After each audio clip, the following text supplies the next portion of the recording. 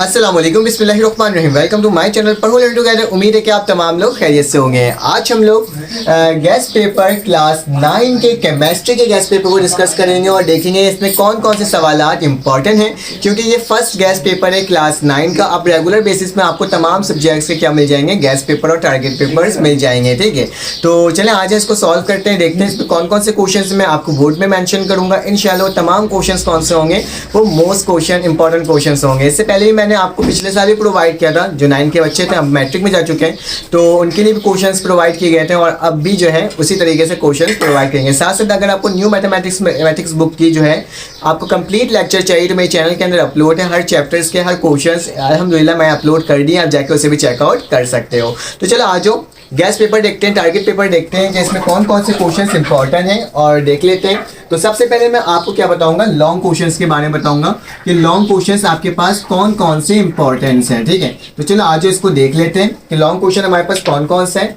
तो पहला क्वेश्चन जो है हमारे पास, मैं यहाँ पे आपको पीडीएफ की मदद से देखकर बताऊंगा एंड देन यहाँ पे लिखते जाऊंगा, आप भी साथ साथ लिखते जाना। ठीक है, तो लॉन्ग से पहले हम लोग लॉन्ग क्वेश्चंस को देखेंगे और देखेंगे कौन कौन से क्वेश्चंस आपके पास इंपॉर्टेंट है। ठीक है, तो मैं आपको लिख कर बताऊंगा देख करके और आप साथ साथ क्या करते जाओ, नोट करते जाओ। तो मेरे पास सबसे पहला सवाल है, आपने क्या करना है, स्टेट एंड एक्सप्लेन। ठीक है, स्टेट के साथ साथ आपने बताना है, एक्सप्लेन भी करना है किसके, फ्राडे जो लॉ है हमारे पास, फर्स्ट एंड सेकंड लॉ। ठीक है, दोनों की प्रैक्टिस करके रखना है ताकि आपके पास क्या हो, अच्छे से तैयारी हो सके। ठीक है, फर्स्ट फ्राडे लॉ मतलब लिख देता हूँ फर्स्ट एंड सेकंड। ठीक है, यहाँ पे लिख देता हूँ फर्स्ट एंड सेकंड लॉ।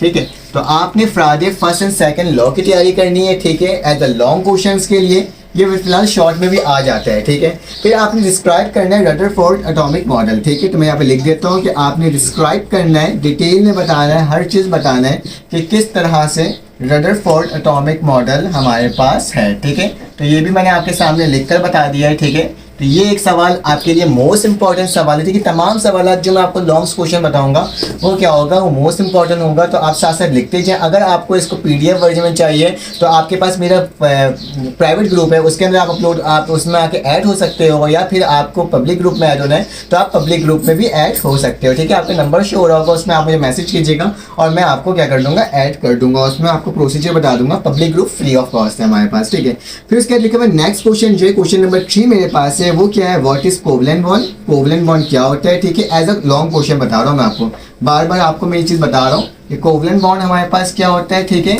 उसके बाद आपने बताना है explain single double and triple covalent bond with example, और आपने एक्सप्लेन करना है, क्या चीज़ एक्सप्लेन करना है, सिंगल।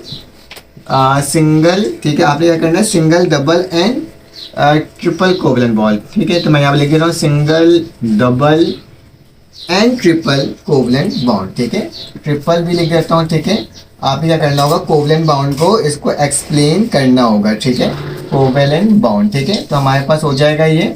तो इसकी भी प्रैक्टिस अच्छे से करना है, लेकिन इसके साथ साथ एग्जाम्पल्स भी दीजिएगा।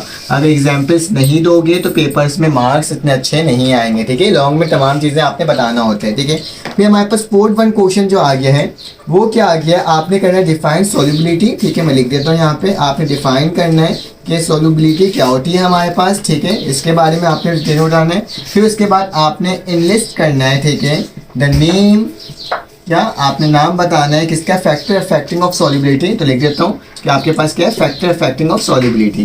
ठीक है, नेम इनलिस्ट मेरा नाम के साथ साथ बताना है फैक्टर इफेक्ट, क्या क्या चीज़ें इफेक्ट करती है सॉल्युबिलिटी को। ठीक है, तो ये तमाम चीज़ें क्या होगा आपका एज अ लॉन्ग क्वेश्चन के लिए इसको यूज़ किया जाएगा और एक्सप्लेन करना है। इसके साथ साथ इस सवाल के अंदर और इंक्लूड है कि आपने एक्सप्लेन करना है प्रिंसिपल ऑफ सॉल्युबिलिटी। ठीक है, तो आपने प्रिंसिपल ऑफ सॉल्युबिलिटी को भी क्या करना है, इसमें ही एक्सप्लेन करना है। तो मैं यहाँ पे लिख दे रहा हूँ, एक एक करके सवाल लिख रहा हूँ, तो इसलिए टाइम लग रहा है, लेकिन साथ साथ बता भी रहा हूँ कि किस तरह से आपने क्या करना है, सवाल को अटेम्प्ट करना है। ठीक है, उसके बाद मेरे पास 5वां सवाल जो है लॉन्ग के अंदर वो क्या है, define ionic bond and covalent bond. ठीक है, आपने क्या बताना है, डिफाइन करना है कि आयोनिक बॉन्ड क्या होता है। ठीक है, आयोनिक बॉन्ड क्या होता है, उसके साथ साथ आपने बताना है एक्सप्लेन द फॉर्मेशन। ठीक है, एंड एक्सप्लेन, आपने एक्सप्लेन करना है किसका, फॉर्मेशन है MgO। ठीक है, तो इसकी पूरे एक्सप्लेनेशन के साथ आपने बताना है, क्योंकि लॉन्ग में तो सिंपल डिफाइन तो नहीं आएगा ना, बल्कि उसके साथ साथ आपको कुछ और भी करना होगा। तो MgO को भी करना होगा, इसकी फॉर्मेशन किस तरह से होती है ये भी आपने क्या करना होगा, बताना होगा। ठीक है, तो आपके पास 6ठा सवाल जो है वो देख लेते हैं। आपने बताना है state the Mendeleev periodic table, लिख देता हूँ स्टेट द मेंडलीव। आपने क्या करना है, आपने मेंडलीव पीरियोडिक टेबल के बारे में बताना है क्या था, ठीक है। उसके साथ साथ मॉडर्न पीरियोडिक टेबल के बारे में बताना है एंड मॉडर्न पीरियोडिक टेबल, तो यहाँ पे लिख देता हूँ साथ साथ, क्योंकि लॉन्ग क्वेश्चन तो एक साथ 2-3 सवाल मिल करके आते हैं, ठीक है। Modern table, right the silent feature of Mendeleev periodic table, और आपने क्या करना है, आपने इसके साइलेंट फीचर्स भी बताने हैं, मतलब इसकी खसूसियात या फिर इसकी जो आपको लगता है कि बेस्ट था इसमें, तो उसके बारे में फीचर्स आपने इसके बारे में बताना है। किसके बारे में, मेंडलीव पीरियोडिक टेबल के बारे में, ठीक है। तो इस चीज़ को याद रखना। तो ये मेरे पास जो सवाल है आपको मैंने बता दिया है, ये 6-7 सवाल आपको मैंने अभी तक बताए हैं जो कि मोस्ट इम्पॉर्टेंट है। चलें आ जाए, मुझे क्या करना होगा, मुझे अब ये वाले हिस्से को रब करना होगा ताकि मैं बाकी सवालात को लिख सकूं, ठीक है। तो मैं काम करता हूं, मैं इसको रब करता हूं। क्वेश्चन नंबर 7 तक हो चुका है, 6 तक हो चुका है। क्वेश्चन नंबर 7 देखते हैं। लॉन्ग में थोड़े ज़्यादा क्वेश्चन, इसलिए ज़्यादा क्वेश्चन नहीं, मतलब एटलीस्ट मैंने 13 क्वेश्चन लॉन्ग में दिए हैं, इनमें से आपके क्वेश्चन आ जाएंगे, क्योंकि आपको मालूम है ना कि लॉन्ग इस दफ़ा ज़्यादा आएगा। 40 और 30%, 30 मतलब कि 40% लॉन्ग होगा और 20% हमारे पास क्या होगा, MCQs होगा। तो इस हिसाब से मैंने उसको आपको प्रोवाइड कर रहा हूँ, ठीक है। उसके बाद क्या है मेरे पास, राइट व्हाट इज़ कोरिजन, आपके पास 7वां सवाल है, ठीक है। तो आपने बताना है, ठीक है। मैं यहाँ पे लिखते जाता हूँ सवाल और साथ साथ आप लोग देखते जाओ, ठीक है। तो इसको सही से लिख देता हूँ मैं, ठीक है। उसके बाद हमारे पास इसको डिस्क्राइब भी करनी है एंड डिस्क्राइब इट्स टाइप, इसके आपने डिस्क्राइब टाइप भी करनी है, ठीक है। तो ये सवाल हो जाएगा मेरे पास एक। फिर उसके बाद मेरे पास क्वेश्चन नंबर 8 आ जाएगा, जिसके अंदर आपके पास क्या लिखा है, व्हाट इज़ आयोनिक बॉन्ड। फिर से आपको पूछा गया कि what is ionic bond, ionic bond क्या होता है, ठीक है। उसके साथ साथ बताया हुआ है हाउ इज़, एक और इसी के साथ मिला हुआ सवाल है, हाउ इज़ एन आयोनिक, मतलब एक तरह का आपको रीजनिंग क्वेश्चन भी दे दिया है। How is ionic bond form, ionic bond form, किस तरह से आयोनिक बॉन्ड फॉर्म होता है, form between sodium and chlorine atom, ठीक है। सोडियम एंड क्लोरीन एटम से के साथ किस तरह से ये आपके पास फॉर्म होता है, किस तरह से ये बनता है, ठीक है। तो ये आपने बताना है resulting in the production of NaCl, ठीक है। मैं पूरा लिख देता हूँ, आइटम रिजल्टिंग हमारे पास in the production of NaCl, ठीक है। तो ये पूरा आपने बताना है कि NaCl आपके पास किस तरह से बन जाता है। तो what is ionic bond, how is an ionic bond form between sodium and chlorine atom resulting in the production of NaCl, ठीक है। तो ये सवाल को भी आपने अच्छे से प्रैक्टिस करनी है। अब क्वेश्चन नंबर 9 में आते हैं और देखते हैं कि इसमें कौन से सवाल आपके पास इंक्लूड है। तो हमारे पास लिखा है व्हाट इज डेटिव बॉन्ड, आप बताना है कि व्हाट इज डेटिव बॉन्ड, ये कौन सा बॉन्ड होता है, ठीक है। इसके बारे में आपने बताना है डिटेल में, क्योंकि लॉन्ग में तो आपको डिटेल में ही बताना पड़ेगा, ठीक है। एक्सप्लेन द फॉर्मेशन ऑफ, इसमें भी है फॉर्मेशन ऑफ अमोनियम सॉल्ट, ठीक है। आपने फॉर्मेशन ऑफ अमोनियम सॉल्ट को भी इसमें प्रैक्टिस करनी है। तो मैं यहाँ पे लिख देता हूँ फॉर्मेशन ऑफ अमोनियम सॉल्ट, तो मैं लिख के बता दूंगा अमोनियम सॉल्ट को लिखते हैं किस तरह से, ठीक है। तो इसको लिखने का तरीका क्या होता है, हमारे पास NH4Cl, ठीक है। तो ये मेरे पास होता है अमोनियम सॉल्ट का एज अ मॉलिकुलर फार्मूला, ठीक है। उसके बाद मेरे पास 10वां नंबर जो है, 10 सवाल जो है, उसमें आपने बताना है कि ड्राई सेल, ठीक है, क्या होता है और लीड स्टोरेज बैटरी क्या होती है, ठीक है। इसके बारे में आपने डिटेल में बताना है, ठीक है, कि ये दोनों क्या होती है विद डायग्राम, ठीक है। जिसमें डायग्राम नेसेसरी है उसमें डायग्राम बनाना लाजमी है। उसके बाद मेरे पास 11 क्वेश्चन आ गया, इसमें लिखा है व्हाट इज कोवलेंट बॉन्ड, आपने इलेक्ट्रोकोवलेंट बॉन्ड, ठीक है, आपने बताना है व्हाट इज इलेक्ट्रोकोवलेंट बॉन्ड क्या होता है, ठीक है। तो मैं यहाँ पे वैसे सवाल लिखते जा रहा हूँ और आपने क्या करना है और आपने एक्सप्लेन करना है, ठीक है। इलेक्ट्रोकोवलेंट बॉन्ड का एक्सप्लेन करना है, the mechanism of its formation, किस तरह से ये बनता है उसके बारे में बताना है, ठीक है। तो यहाँ पे मैं लिख देता हूँ साथ साथ कि वो किस तरह से इसकी फॉर्मेशन होती है, वो भी आपने क्या करना है, आपने बताना है, ठीक है। तो फॉर्मेशन, ठीक है, इलेक्ट्रोकोवलेंट बॉन्ड किस तरह से बनता है उसकी मैकेनिज्म पूरा आपने डिफाइन करना है। तो 12वां सवाल जो है सेकंड लास्ट क्वेश्चन है, आपने करना है प्रूव दी बोर्गी लॉ बताना है और आइंस्टाइन एंड प्लैंक इक्वेशन, ठीक है। तीनों आपने सही से प्रैक्टिस कर लेना है, ठीक है। तो मैं लिख देता हूँ डी बोर्गी, ठीक है, पहला। उसके बाद है आपके पास आइंस्टाइन है, ठीक है। तो इसकी भी आपने प्रैक्टिस अच्छे से करनी है, इसके इक्वेशंस एंड प्लांक इक्वेशन, ठीक है। तो इन तमाम की इक्वेशन की प्रैक्टिस आपने अच्छे से करनी है। इनमें से एक तो आपके पास बन करके आ ही सकता है, ठीक है। ये तीनों चीज़ इसके अंदर क्या है, इंक्लूड है, ठीक है। एक सवाल आई थिंक सो यहाँ पे लिखा आ जाएगा, तो मैं यहाँ पे लिख देता हूँ। 13 क्वेश्चन है और ये आखिरी है, ठीक है। तो मेरे पास 13 क्वेश्चन क्या लिखा हुआ है, व्हाट इज इलेक्ट्रोप्लेटिंग, इलेक्ट्रोप्लेटिंग क्या होता है, ठीक है। तो इसके बारे में आपने बताना है। साथ साथ क्या बताना है, इलेक्ट्रोप्लेटिंग विद, इलेक्ट्रोप्लेटिंग किसके साथ हो रहा है वो भी बताना है, ठीक है। तो electroplating with SN and AG, ठीक है। SN और AG इसके दरमियान बताना है किस तरह से होता है। तो ये तमाम सवालात 13 क्वेश्चन जो मैंने आपको बताया, ये कौन से क्वेश्चंस थे, ये तमाम सवालात शॉर्ट क्वेश्चंस थे जो आपके बोर्ड के पेपर्स के लिए इंपॉर्टेंट है। आप इसको देखिएगा। आप क्या करेंगे, हम लोग लॉन्ग क्वेश्चंस, शॉर्ट क्वेश्चन की तरफ जाएंगे। लॉन्ग क्वेश्चंस तो हमने कर लिया, अब शॉर्ट क्वेश्चंस देख लेते हैं कि मेरे पास कौन कौन से शॉर्ट क्वेश्चंस हैं, ठीक है। तो मुझे इसको रब करना होगा और मुझे शॉर्ट क्वेश्चंस के क्वेश्चंस आपको बताने होंगे, ठीक है। तो शॉर्ट क्वेश्चन थोड़े से ज़्यादा क्वेश्चंस होंगे हमारे पास, क्योंकि शॉर्ट तो हमारे पास शॉर्ट ही होते हैं ना।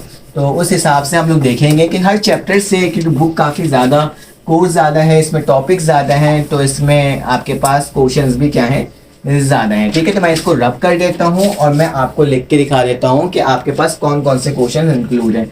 तो शॉर्ट क्वेश्चन हम पढ़ने जा रहे हैं अब, ठीक है। तो शॉर्ट के अंदर हमारे पास आ जाएगा, सबसे पहले आपने करना होगा डिफाइन केमिस्ट्री, हमारे पास केमिस्ट्री क्या होता है, ठीक है, इसके बारे में बताना है, ठीक है। उसके बाद आपने क्या करना है, name any 6 branches of chemistry, ठीक है। तो नेम एनी 6 ब्रांचेस बताना है कि कौन कौन से ब्रांचेस होते हैं ऑफ केमिस्ट्री। और हो सकता है कि अगर लॉन्ग में आता है ये चीज़ तो इसमें डेफिनेशंस भी पूछ लेंगे 6 ब्रांचेस के, ठीक है। उसके बाद हमारे पास नेक्स्ट क्वेश्चन है, क्वेश्चन नंबर 1, क्वेश्चन नंबर 2 हो जाएगा आप ये, ठीक है। तो यहाँ पे मैं लिख देता हूँ 1 था ये मेरे पास, और ये मेरे पास क्या है 2। आपने क्या करना है, डिफ्रेंशिएट करना है, ठीक है। मैं यहाँ पे लिख देता हूँ कि आपने अब क्या करना है, डिफ्रेंशिएट करना है बिटवीन, कुछ टॉपिक होंगे जिसकी आपने डिफ्रेंशिएशन बतानी है कि किन के दरमियान इन दोनों में क्या क्या चीज़ों का फ़र्क है, ठीक है। तो चलिए आज ये देख लेते हैं। आपने सबसे पहले बताना है लोन पेयर का, ठीक है, lone pair and I think so यहाँ पे लिखा है lone pair and bond pair, ठीक है। Lone pair versus bond pair, ठीक है, इन दोनों के दरमियान करना होगा। तो मैं यहाँ पे लिख देता हूँ बॉन्ड पेयर हो जाएगा हमारे पास, ठीक है। उसके बाद नेक्स्ट है हमारे पास फिजिकल एनालिटिकल केमिस्ट्री। फिजिकल और एनालिटिकल केमिस्ट्री में क्या फ़र्क होता है ये आपने बताना है, ठीक है। इसके बारे में आपके पास डिफरेंशिएट बिटवीन करना है, ठीक है, डिफरेंसेस बताने हैं इन दोनों के दरमियान। थर्ड नंबर में आपके पास जो इम्पोर्टेंट है वो क्या है, आयोनिक एंड कोवलेंट। तो लिख देता हूँ आयोनिक एंड कोवलेंट के दरमियान बताना है आपने, ठीक है। तो ये तमाम जो है ना वो मोस्ट इम्पॉर्टेंट है आपके पास। कंपाउंड एंड मिक्सचर का बताना है फोर्थ में, कि कंपाउंड और मिक्सचर क्या होता है हमारे पास, कंपाउंड एंड मिक्सचर्स, ठीक है। तो इससे अच्छी सी प्रैक्टिस कर लीजिएगा, इंशाल्लाह आपके नंबर्स आ जाएंगे, ठीक है। पांचवा आपके पास कौन सा है, 5-1 जो आपके पास है पोलर और नॉन पोलर है। तो लिख देता हूँ कि पोलर है आपके पास एंड नॉन पोलर है, ठीक है। तो नॉन पोलर की भी हेडिंग डाल देता हूँ, ठीक है। उसके बाद क्या है हमारे पास, पोलर एंड नॉन पोलर के बाद हमारे पास है आयोनिक कोवलेंट करवा दिया, कंपाउंड भी करवा दिया, इंट्रामॉलिक्यूलर, ठीक है। छठा आपके पास है इंट्रामॉलिक्यूलर, ठीक है, मॉलिक्यूलर एंड इंटरमॉलिक्यूल फोर्स, ठीक है। तो इसके बारे में आपने प्रैक्टिस कर लेनी है कि ये दोनों क्या चीज़ है हमारे पास, ठीक है, मॉलिक्यूल फोर्स, ठीक है।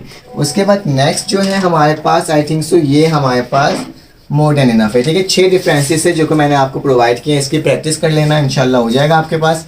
उसके बाद थर्ड नंबर पे जो सवाल है वो आपके पास स्टेट द फ्लोइंग लॉ। आपने क्या करना है, आपने स्टेट करना है, इसको बताना है कि क्या चीज़ है, ठीक है, फ्लोइंग लॉस, ठीक है। तो लिख देता हूँ यहाँ पे मैं।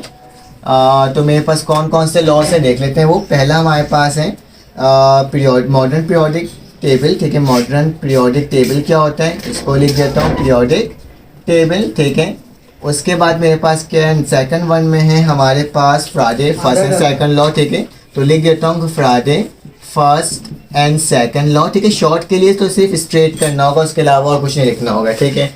फिर मेरे पास कौन सा है, थर्ड वन है हमारे पास कौन सा है, Charles law and Boyle's law, ठीक है। तो लिख देता हूँ कि चार्ल्स लॉ को भी आपने बयान करना है और बॉयल्स लॉ को भी बताना है, ठीक है।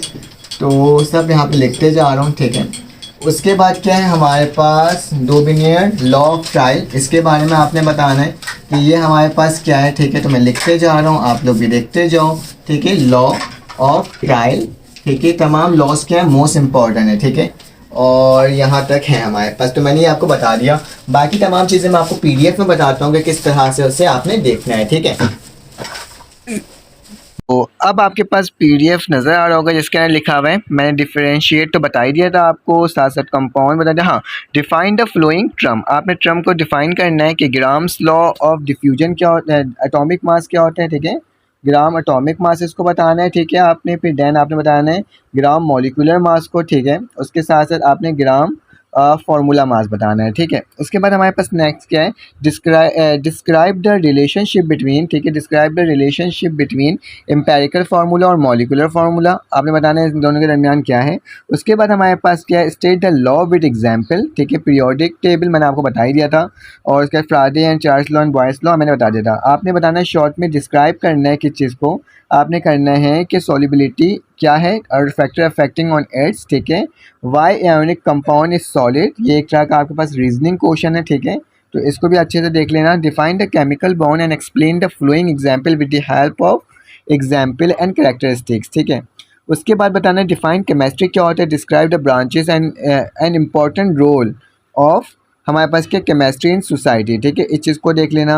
डिफाइन द फ्लोइंग ट्रम में आप देख लो, एटॉमिक मास है, मॉलिक्यूलर मास है, फार्मूला मास है, फिर उसके बाद मोलर मास है, इलेक्ट्रो एफिनिटी है, फिर उसके बाद इलेक्ट्रोनेगेटिविटी है, आयोनाइजेशन एनर्जी है, डिफ्यूजन है, प्रेशर है, बॉइलिंग पॉइंट है, इंटरमॉलिक्यूलर फोर्स है, मोल है, एटॉमिक नंबर है, डायपोल है, उसके बाद इंट्रैक्शन है, हाइड्रोजन बॉन्डिंग है, कोवलेंट बॉन्ड है, ब्रोनियन मूवमेंट है, डिफ्यूजन है, इलेक्ट्रोलाइट्स है, नॉन इलेक्ट्रोलाइट्स है, इलेक्ट्रोलाइसिस है। इन तमाम की क्या करना है, आपने प्रैक्टिस कर लेना है, ठीक है। फिर डिस्क्राइब करना है Rutherford atomic model with the help of diagram, write down the properties of the flowing, ठीक है। नील बोहर एटॉमिक मॉडल में क्या हुआ था, कैथोड रे ट्यूब में क्या हुआ था और कनाल रेट्स में क्या हुआ था, ठीक है। फिर रदरफोर्ड एटॉमिक मॉडल का ही बताना है। डिफरेंशिएट मैंने आपको बता दिया था। सोल्यूशन एंड सस्पेंशन भी इंक्लूड कर लिएगा, saturation and unsaturated solution, oxidation and reduction, covalent bond and ionic bond, alkali and alkaline earth metal, amorphous and crystal. उसके बाद आपके पास क्या है, डिफाइन करना है सॉल्युबिलिटी, इसको बता दिया था। Dry sand and electroplating and lead storage battery, ये एज सिर्फ और सिर्फ क्या होगा, लॉन्ग में नहीं आएगा, शॉर्ट में ही अगर आना होगा तो इसमें ज़्यादा डिफाइन नहीं करना होगा, सिर्फ बताना होगा है क्या चीज़। Define chemistry, give two application knowledge of chemistry in your our daily life, ठीक है। Differentiate between atom and ion, empirical formula, molecular formula, compound and mixture, ठीक है। Define the following mole, molar mass, Avogadro number and free radical क्या होता है। Describe the electrolysis क्या होता है, explain with diagram the electrolysis of the KCl in electrolytic cell, write the name and symbol of at least 3 numbers of alkali metal, alkaline earth metal and halogen, right the name and symbol of the soft metal, hard metal, Nobel metal, ठीक है। Balance the chemical equation, ये कुछ equations है, इसको देख लीजिएगा, इसको balance करना है, ठीक है। उसके बाद क्या लिखा हुआ है हमारे पास, contribution of Muslim and English scientist, ठीक है। Define and describe the dipole forces, what is hydrogen bonding, describe the formation of covalent bond between two non-metallic atom, explain the single, double and triple covalent bond, ठीक है। differentiate between shell and subshell group and period, lone pair and bond pair, sodium and iron, soft metal and hard metal, ये भी मैंने आपको बताया था, उसमें से कुछ क्वेश्चंस एक्स्ट्रा भी हैं, ठीक है। डिस्क्राइब करना है kinetic molecular theory of gases, and atom has 5 electron in M shell, इसको बताना है। Find out its atomic number, ठीक है, इसी में इंक्लूड है। Write the electronic configuration, identify the position of element in the modern periodic table, ठीक है। उसके लिखा है what is mean by electrocovalent bond, explain the formation of ionic bonding in NaCl या MgO, ठीक है। MgO हो या NaCl विद एग्जाम्पल बोला जाना, किसी एक को भी यूज़ कर सकते हो, ठीक है। State a law of trade, law of Octave, Mendeley periodic लेव। Describe any 3 types of characteristic of cathode rays. Draw the structure and isotopes of chlorine to justify the definition of isotopes. What is isotopes and describe its type. What is the limitation of Rutherford atomic model or Bohr atomic model. Describe an experiment which provide evidence of proton or neutron. State the Boyle's law and Charles law, ठीक है। Right any three characteristic of ionic bond, octet and duplet rule क्या होता है, explain करना है three method for prevention of corrosion, define the nuclear chemistry, organic chemistry in organic chemistry. ठीक है, तो ये तमाम चीज़ें मैंने आपको बता दिया। ये तमाम सवालात आपके लिए मोस्ट इंपॉर्टेंट हैं बोर्ड के पेपर्स के लिए। केमिस्ट्री के न्यूमेरिकल्स के लिए मैं एक अलग से वीडियो बना दूंगा जो आपको मैं प्रोवाइड कर दूंगा इंशाल्लाह। तो अपना ख्याल रखिएगा, अपने इर्द गिर्द का ख्याल रखिएगा, दुआओं में याद रखिएगा। फिर आपसे मुलाकात होगी एक न्यू वीडियो में। अपना ख्याल रखिएगा। अल्लाह हाफिज़।